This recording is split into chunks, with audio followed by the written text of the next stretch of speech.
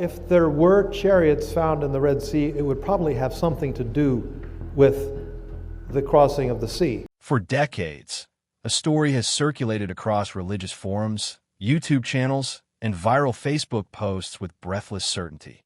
Ancient Egyptian chariot wheels, perfectly preserved, lying scattered across the floor of the Red Sea. Physical proof of the biblical Exodus, the parting of the waters, and the drowning of Pharaoh's army. The claim sounds extraordinary. The images look convincing, and millions of people have shared it as established fact. But here is what those viral videos almost never tell you.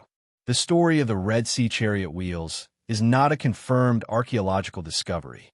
It is not the consensus of marine archaeologists, Egyptologists, or biblical scholars. It is, at its core, a decades-old claim made by a single amateur treasure hunter, a claim that the broader scientific community has examined, questioned, and largely rejected. That does not necessarily mean nothing interesting exists beneath those waters.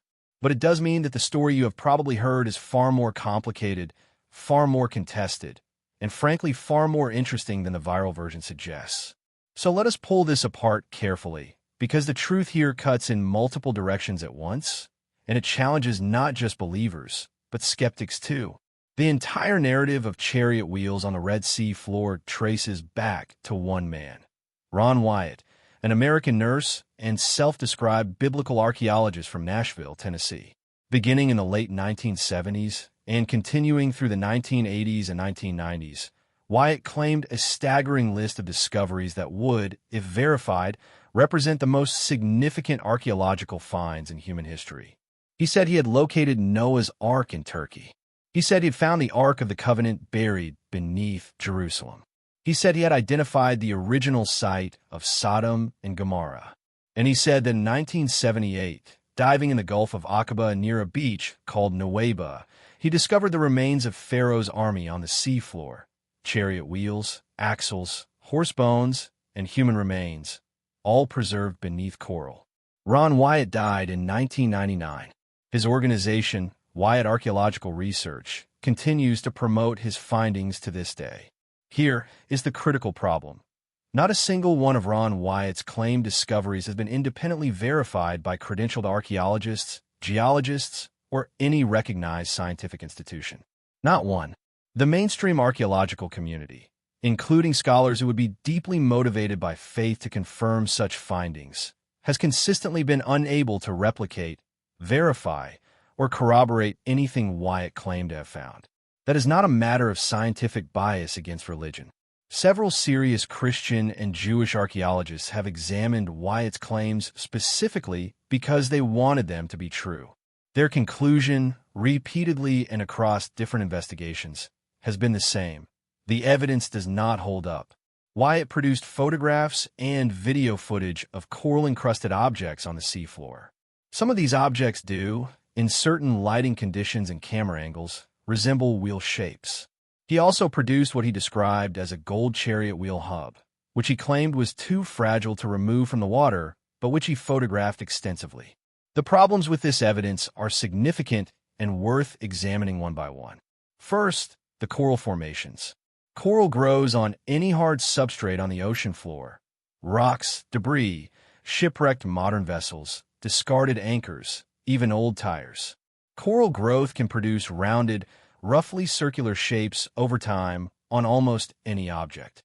The appearance of a wheel in an underwater photograph of a coral formation is not, on its own, meaningful evidence of anything. Marine biologists who have reviewed footage from a Nuweiba site have noted that the formations Wyatt identified are consistent with natural coral growth on nonspecific debris, not necessarily on manufactured metal objects from antiquity. Second, the gold wheel hub. This is perhaps the most cited piece of evidence in the viral videos, and it is also the most frustrating from an evidentiary standpoint.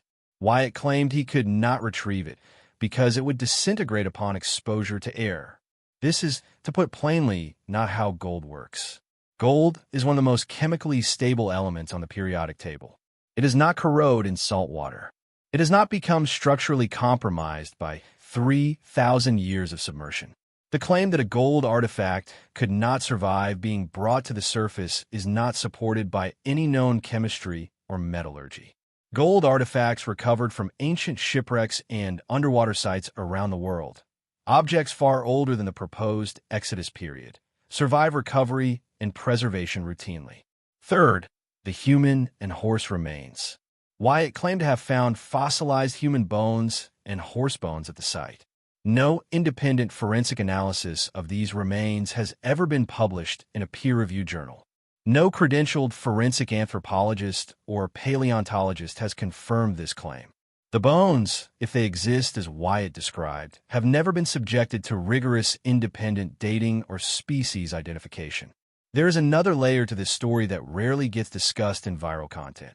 Scholars do not actually agree on where the biblical crossing of the Red Sea took place, or even whether Red Sea is the correct translation of the original Hebrew text.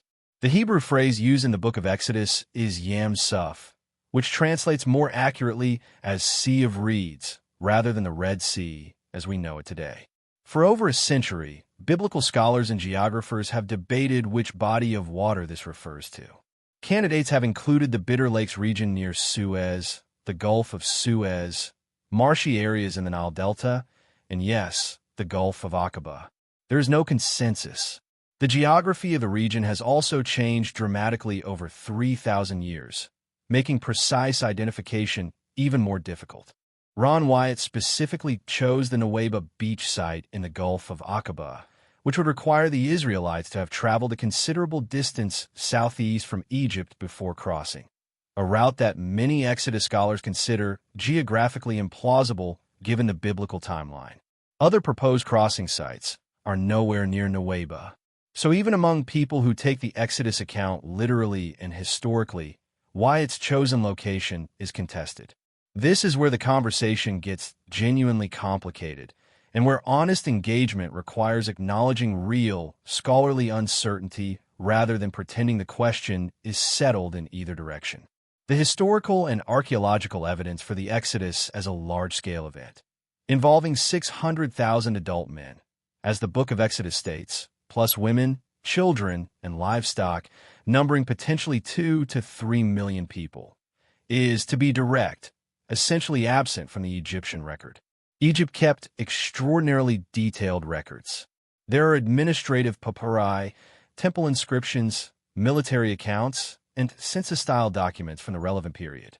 None of them mention a mass departure of Hebrew slaves, a series of devastating plagues, or the catastrophic loss of Pharaoh's army. This is the position of mainstream Egyptology, and it is also, importantly, the position of a significant number of Israeli archaeologists, including scholars at the Hebrew University of Jerusalem who themselves come from Jewish religious backgrounds. The absence of evidence is not proof that nothing happened, but it is archaeologically significant. However, and this is crucial, many serious scholars do believe there is a historical kernel underlying the Exodus narrative. Smaller groups of Semitic peoples did move between Egypt and Canaan during the relevant period. There is evidence of Semitic laborers in Egypt during the New Kingdom. The Merneptah stele, dated to around 1208 BCE, contains what is believed to be the earliest non-biblical reference to Israel as a people in Canaan. Some scholars argue that a real but smaller historical event, a group of perhaps a few thousand people leaving Egypt, may have been dramatically expanded and mythologized over centuries of oral tradition before being written down. The point is that responsible engagement with this question requires holding complexity. The maximalist claim that chariot wheels on the sea floor prove every detail of Exodus literally is not supported by evidence. But the dismissive claim that the Exodus is pure fiction with no historical basis whatsoever also overstates what we know. Understanding why the Ron Wyatt story continues to circulate 30 years after his initial claims, despite consistent rejection by the scientific community, requires some honest reflection about how information travels and why certain narratives satisfy us deeply. For people of faith, the Exodus story is not simply ancient history. It is foundational. It is the story of divine intervention on behalf of the oppressed, of God acting visibly in the physical world, of liberation from slavery. The desire for physical, tangible confirmation of that story is entirely understandable. When someone presents what looks like a photograph of a chariot wheel on the seafloor and says, "See, it really happened," they're offering something emotionally and spiritually powerful. The videos that promote these claims are also carefully constructed. They feature authoritative-sounding narration, dramatic music, and the names of researchers who sound credentialed: Dr. Sarah Thompson, Professor James Carter, Dr. Marcus Reynolds. It is worth noting that searches for these specific individuals in the context of Red Sea archaeology return no verifiable academic profiles, published papers, or institutional affiliations. They appear to be either composite figures or entirely fabricated personas created for narrative purposes. This is a significant red flag, and it is a technique used in a specific genre of viral content designed to blend the aesthetic of documentary filmmaking with unverifiable claims. The broader pattern here is one that media scholars have studied extensively. Misinformation spreads more effectively when it confirms what audiences already want to believe, when it uses the visual language of legitimate authority, and when it creates a sense of exclusive knowledge. The feeling that you are being shown something the mainstream does not want you to see. The Chariot wheel videos tick every one of those boxes. Here is where intellectual honesty cuts the other direction.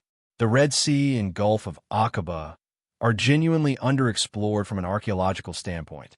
The region has historically been difficult to work in due to geopolitical sensitivities, limited research funding for underwater archaeology in that area, and the logistical challenges of deep-water marine archaeology generally. It would be scientifically overconfident to say with certainty that nothing of archaeological significance exists beneath those waters. Marine archaeology as a discipline has produced genuinely astonishing discoveries in recent decades. The Black Sea Project, led by explorer Robert Ballard, found remarkably preserved ancient shipwrecks at depths where low oxygen conditions prevented the usual biological decay. The wreck of a Bronze Age trading vessel found off the coast of Turkey at Yalubran revealed extraordinary cargo and transformed understanding of late Bronze Age trade networks. Underwater sites off the coast of Egypt at Alexandria and Heraklion have yielded stunning finds that confirmed historical accounts once considered legendary. There is nothing scientifically absurd about the idea that the Red Sea or Gulf of Aqaba might contain archaeological material from ancient periods. What is required, however, is proper methodology, peer-reviewed research, independent verification, transparent data sharing, and the involvement of credentialed specialists. None of that characterizes the Ron Wyatt claims or the content built upon them. If properly funded and methodologically rigorous underwater archaeological surveys of the Nuweiba site and other proposed crossing locations were conducted and published in legitimate journals, that would be genuinely valuable regardless of what they found. Absence of evidence from a properly conducted survey would be informative. Confirmed ancient artifacts would be extraordinary. What we currently have is neither. We have unverified claims dressed up as confirmed discovery. It would be a mistake to read this analysis as an argument against religious faith or against the spiritual significance of the Exodus narrative. That is not what the evidence demands.